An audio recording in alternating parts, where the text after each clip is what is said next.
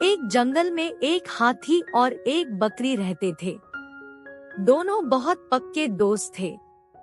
दोनों साथ में मिलकर हर दिन खाने की तलाश करते और साथ में ही खाते थे। एक दिन दोनों खाने की तलाश में अपने जंगल से बहुत दूर निकल गए। वहां उन्हें एक तालाब दिखाई दिया। उसी तालाब के किनारे एक बेर का पेड़ था। बेर का पेड़ देखकर हाथी और बकरी बहुत खुश हुए। वह दोनों बेर के पेड़ के पास गए।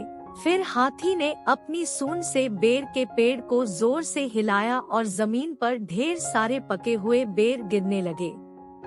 बकरी जल्दी जल्दी गिरे हुए बेरों को इकट्ठा करने लगी। संयोगवश उसी बेर के पेड़ पर एक चिड़िया का घोंसला भी था, जिसमें चिड़िया का एक बच्चा सो रहा था और चिड़िया दाने की खोज में कहीं गई हुई थी। बेर का पेड़ जोर से हिलाने के कारण चिड़िया का बच्चा घोंसले से बाहर तालाब में गिर पड़ा और डूबने लगा। चिड़िया के बच्चे को डूबता हुआ देखकर उसे बचाने के लिए बकरी तालाब में कूद गई, लेकिन बकरी को तैरना नहीं आता था। इस वजह से वह भी तालाब में डूबने लगी। बकरी को डूबता हुआ देखकर हाथी भी तालाब में कूद गया और उसने चिड़िया के बच्चे और बकरी दोनों को डूबने से बचा लिया। इतने में चिड़िया भी वहां पर आ गई थी और वह अपने बच्चे को सही सलामत देखकर बहुत खुश हुई।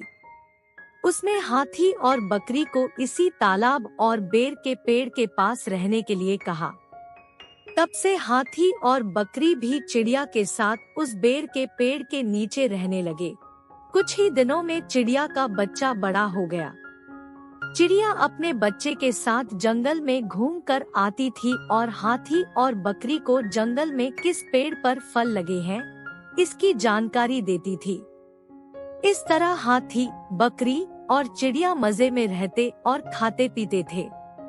कहानी से सीख: हमें किसी का बुरा नहीं करना चाहिए।